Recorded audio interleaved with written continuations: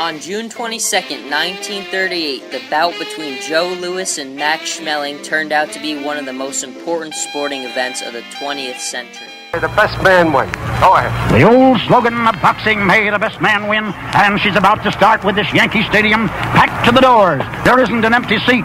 Joe Louis in his corner, prancing and rubbing his feet in the rosin. Max Schmeling standing calmly, getting last word from Doc Casey, and they're ready with the bell just about to ring. And there we are. And they got to the ring right together with Arthur Donovan. This epic rematch was a complete turnaround from the first fight in 1936 between the contestants, in which Joe Louis suffered a crushing loss.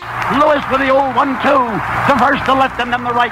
He's landed more blows in this one round than he landed in only 5 rounds of the other fight. My father fought Max Schmeling in 1936 and 1938. In 1936, they both were contenders. They were both seeking to be the next heavyweight champion of the world. Max Schmeling was the previous heavyweight champion. The results of the Louis versus Schmeling fight in 1936 created quite the build-up. Joe Louis was unbeaten in 1936, and he was heading full pelt for the world heavyweight title. It looked like nobody would stop him, but it so happened that Schmeling had studied films of Joe Louis's fights and found a flaw that nobody else seemed to have noticed. That was important because my father didn't think he could have lost that fight.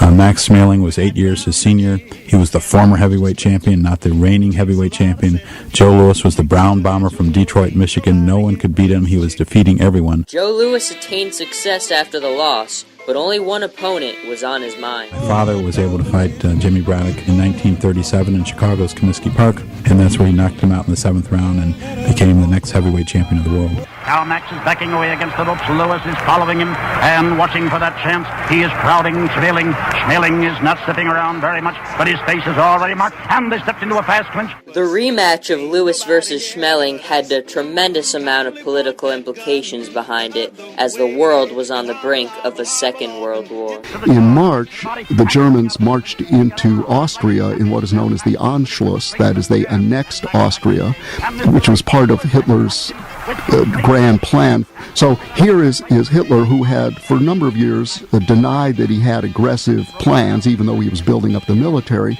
marching into Austria. At the same time, a number of spies in I think it was early June, just before the fight, German-American spies were indicted for subversion against the United States. So that was going on.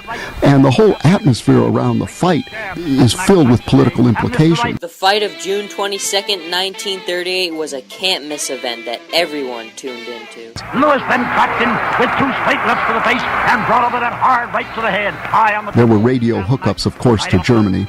There were radio hookups to South Africa, to Italy, to France, to Britain, to Canada, to other countries as well. An estimated 60 million Americans, who's half the population, tuned into this fight. It was the largest radio audience in the history of sport, which made it probably the largest radio audience in history. Crowds all over the world had a tremendous amount of emotion invested in the two fighters. Louis out, and Louis missed with a left swing, but in close, brought up a hard right overcut and a right to the jaw. To Max Schmeling and Joe Louis, it was just a heavyweight bout. But to the world, it was really a symbolic meeting of 2 different philosophies. You had freedom and democracy represented in the United States, and you had the Aryan fascist Germany represented by Max Schmeling. The irony is that Joe Louis fought for freedom and democracy in 1938, but he couldn't practice those freedoms and democracies. He couldn't live where he wanted to live. He couldn't eat where he wanted to eat. He couldn't be educated the way he needed to be educated. To the delight of Americans everywhere, Joe Louis pulled off a flawless victory over Schmeling. In helplessness, and Schmeling is down. Schmeling is down. The count is 4. And he's up, and Louis, right and left to the head, a left to the jaw, a right to the head, and Donovan is watching carefully. Louis measures him, right to the body, a left hook to the jaw, and Schmeling is down. The count is 5, 6, 7, 8. The men are in the ring. The fight is over on a technical knockout. Max Schmeling is beaten in 1 round. The first time that a world heavyweight championship ever changed hands in 1 round, in less than a round. Unlike boxing today, the title of heavyweight champion used to be a title that only one person could attain and garner respect from. In those days, you didn't have competing sports. When the heavyweight championship was fought, millions upon millions upon millions of people listened simultaneously by their radios all across the world. I mean, through the radios, people saw, they visioned two gladiators in the ring representing two different forms of political societies.